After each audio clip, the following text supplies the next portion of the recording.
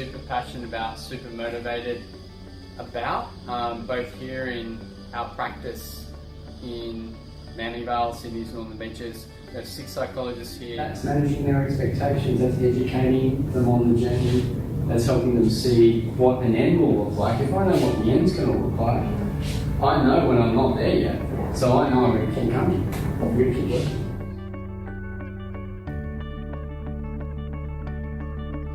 So yeah, there has been a pretty big shift in the team environment for sure. There feels a greater sense of support between clinicians.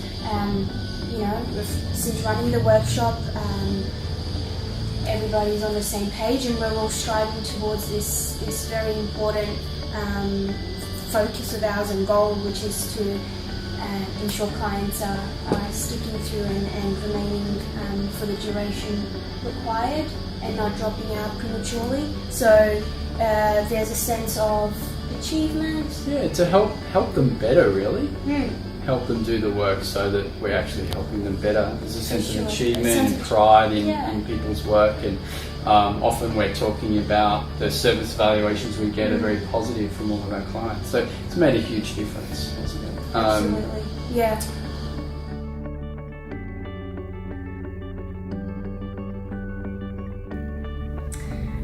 I think the most valuable aspect was really starting to think about client retention, not just as some sort of arbitrary marker of success, but more understanding that there's evidence behind it and that the evidence supports the outcome for the client is better if we can hold them for longer in therapy to do the meaningful work. And I think really there was a really in-depth discussion around that and why that was and the factors that were associated with it, and that's what I found the most useful. Well, as a practice owner, I've found three levels of the information very valuable. One is how I help my own clients to retain in therapy so that they get a more meaningful and long-term change. Secondly, how to support my clinicians in developing their own practices to retain their clients for longer and therefore make more meaningful change, but also from a business perspective on how to implement processes and procedures to support clients to stay in treatment or therapy or their journey for longer. It's a continual process with our clients who says where are they in that motivation for change and engagement with us. They may start off very raring to go, 6 sessions in they might not feel so motivated or hopeful. 10 sessions. Actually, the conversation about discussing the journey in your head was really useful for me because there is often a lot of doubt around implementing new processes and making changes, and I guess partly because I'm off site, it's a little bit nerve-wracking to make choices for the clinicians and for the practice.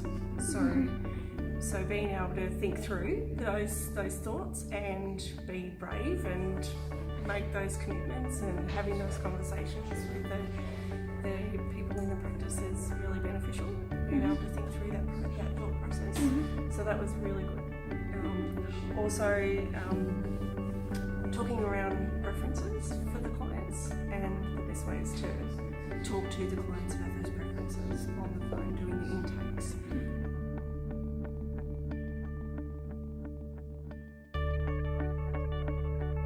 So the most valuable things, I found the whole thing valuable, this sort of synthesizing different psychological concepts, but having it in an applied way to how we help keep clients in therapy for long enough for them to do the work. One of the key points that I found in the training that was really helpful for me was looking at the dose response literature and looking at how long it actually takes for clients to have enduring change, and looking at those naturalistic studies and seeing that, for 50% of clients we're needing from 12 or 13 sessions to 18 sessions for those clients to have enduring change in treatment outcomes at the 6-month point and the 12-month point. And for those other clients, we're looking at more than that. So for the other 50%, And having that literature to back up what we already know as clinicians really gave me the backing and support to encourage my clients to stay in and to keep with the work, even when they feel like they've gotten those initial gains and they're feeling a bit better and they've got some skills, and it's given me some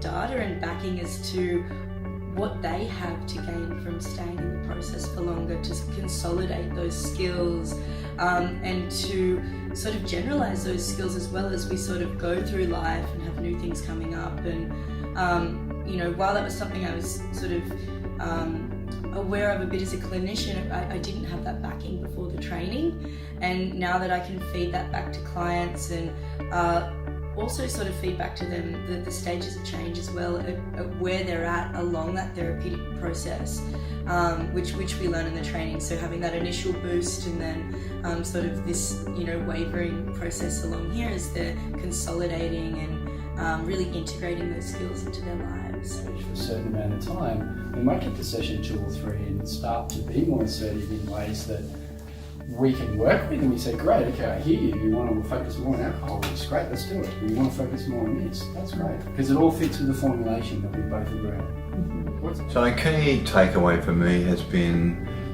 a greater focus on client preferences in therapy.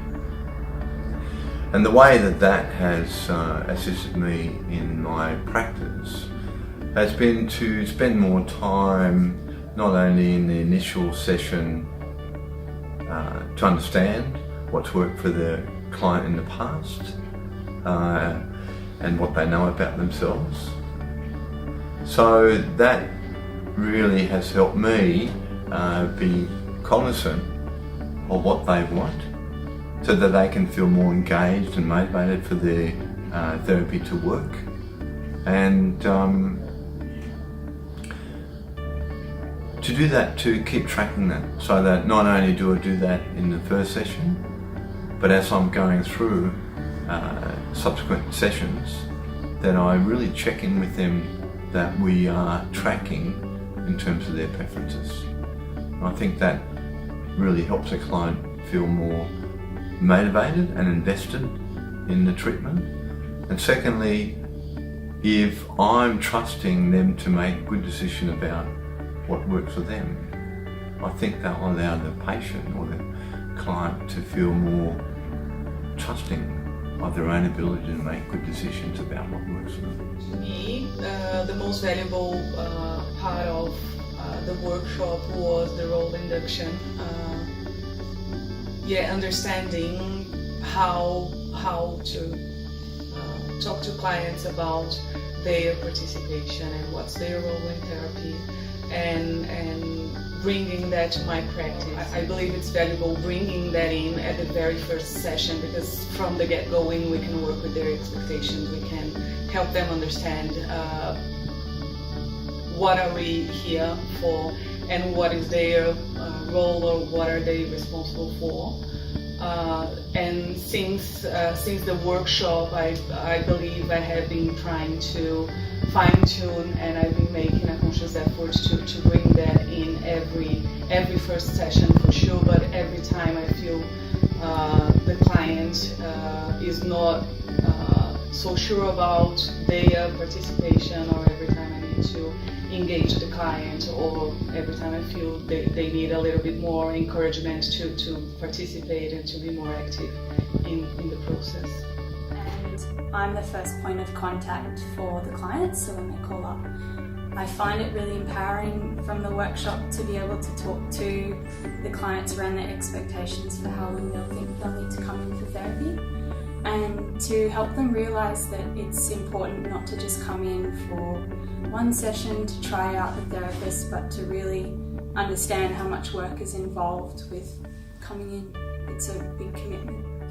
One of the big things is how to talk to clients about expectations and setting expectations around how many sessions they might need and how many sessions other clients usually have to see long-term change. Clients will terminate therapy prematurely. you will unconsciously want them to, because it's too hard for you, not for them, but for you. We all like to have clients progressing and doing well, and it's really hard for this stuff and improving. So it's really starting to reassess in your mind, what is your role here?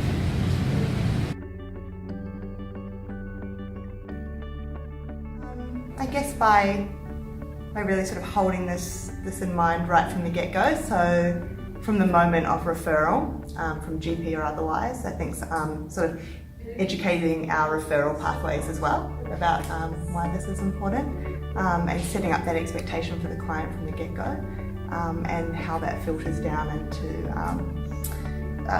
their initial contact with our service, the people they speak with there, the first session that I would have with them, really setting up, thinking about sort of client preferences and expectations from the get-go, and integrating that into my usual sort of assessment session, I guess, and then obviously following that throughout the rest of the sessions. I think it was really validating in lots of ways to see that, I guess, a lot of the things that I was already doing instinctually were in line with the evidence on this, but then also there were other parts of the evidence that were sort of challenging to things that I did, which was what made it so useful. Yeah, well, I think there's going to be a number of things that we will change.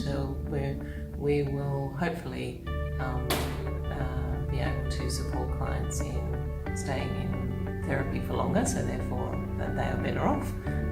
Hopefully our clinicians will be more satisfied and feel like they are getting more, the levels of achievement in their practice are increasing, and hopefully as a business we will feel more connected, we'll be working on similar goals, we'll be able to support each other, so therefore hopefully we will be a happier, more connected, more content team. Making the client feel more comfortable with giving us information so that we can get them the right fit from the get-go will improve the client retention, so they feel comfortable with the person they've helped make the decision by giving that input. So I think that'll make a big difference.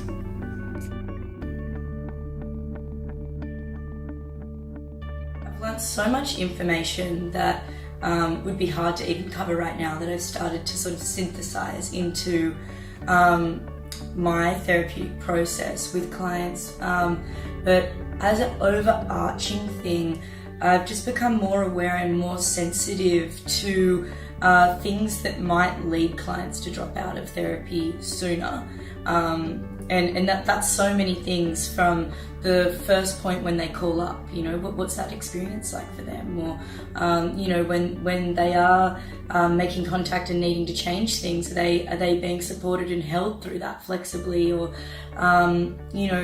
as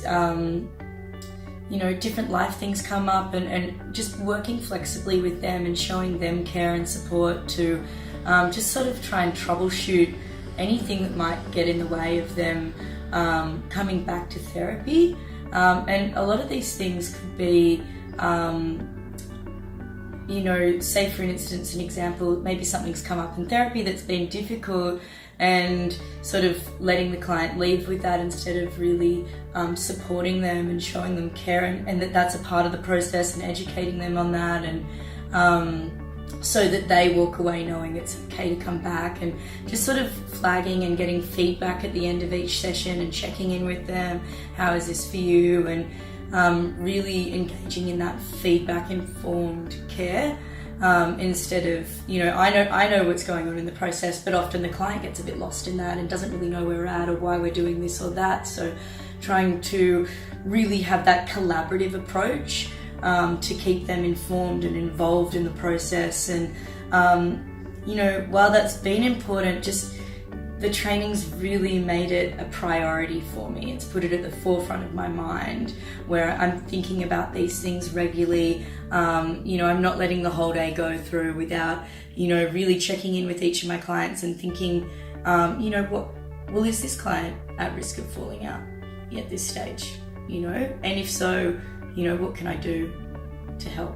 I believe that when they have a clear expectation of the work ahead, and when they understand that it's a teamwork, that I'm not gonna do the hard work that they had to work hard to accomplish their goals and changes, then they stick in treatment, or they stay in treatment for longer. I found it easier to bring that up in different moments of therapy when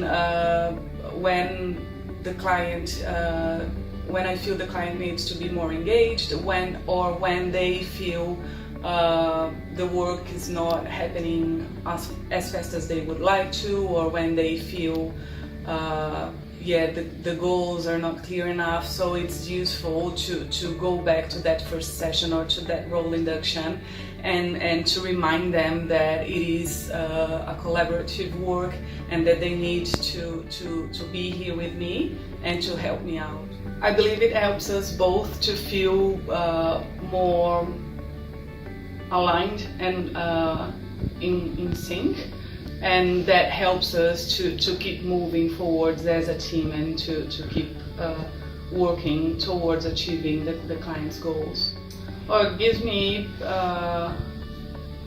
it makes me feel good, because then it's not just me trying to carry the client around, and it's not just me trying to make everything for the client, and it also makes me feel good about doing a good job, because then the client is satisfied and feels they're achieving their goals as well. So this is also part of this therapeutic alliance. It's not just a bond, it's a therapeutic alliance. So we're agreeing on what we're working on with the goals. We're also agreeing on the tasks we're assigning for therapy. So with your clients, you need to agree on the goals, you need to agree on what things you're going to do together. And the third one is this bond we've just talked about. Look, I think the whole workshop has been really useful. I think it's also been a timely reminder of some of the things that we should be practicing all the time. But to be reminded of that and to work with other people in that workshop and hear what they are doing and what they have found useful, what they're actually starting to use in their practice is very powerful. I find that with therapy it can be quite anxiety provoking for people to come in, especially a few days before their session. And so we often get people calling up and cancelling, and I find that the workshops really empowered me to be able to have conversations with people about why they're cancelling and encourage them maybe to come in even though they're feeling anxious. And sometimes people have a lot of stress in their life at the moment going on with their work and family, and so they prioritise that over therapy. But I find it's really important to empower people to prioritise their psychological well-being as well, especially during stressful times. I'm looking forward to seeing you and your team at one of our workshops soon. Looking forward to working